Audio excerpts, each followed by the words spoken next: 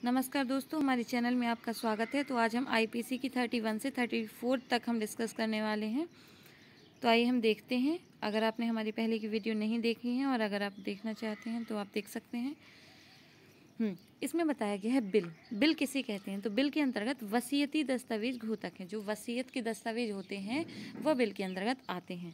बस इसमें इससे ज़्यादा और कुछ याद नहीं रखना है। इसमें सिर्फ दो ही क्वेश्चन बन सकते हैं। एक ये कि बिल कहाँ परिभाषित किया गया है, तो आईपीसी 31 में बताया गया है, और बिल के अंतर्गत वसीयती दस्तावेज आते हैं। बस अब 32 कार्यों का निर्देश करने वाले शब्दों के अंतर्गत अवैध लोप आता है।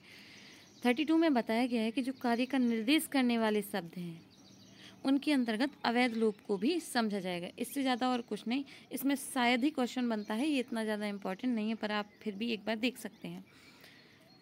अब 33 के बारे में बात करते हैं। तो 33 कार्य और लोप का परिभाषित करता है। 33 इम्पॉर्टेंट है।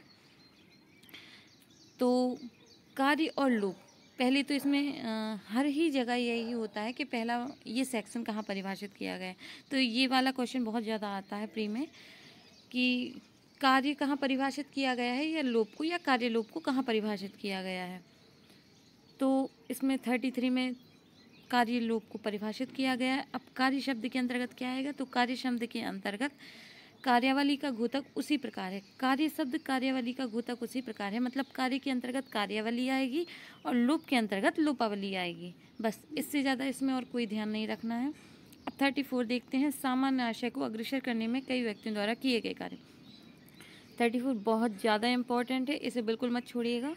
तो 34 बताती है कि ये प्री और मेंस दोनों के लिए ही, और शायद इंटरव्यू में भी ये काम आ सकेगा।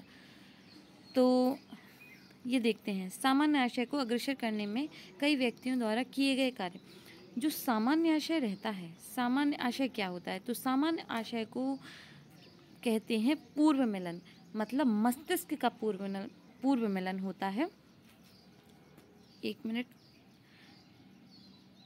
हाँ, सामान्य आशय को अग्रसर करने में, सामान्य आशय मतलब कोई आशय है जो दो व्यक्तियों के माइंड में चल रहा है, उसको अग्रसर मतलब उसको बढ़ाने की, उसके आगे कोई कार्य करने में कई व्यक्तियों द्वारा किए गए कार्य। जब सामान्य आशय है, अब जरूर इस सामान्य आशय ही तो कोई गलत काम नहीं हो जाता।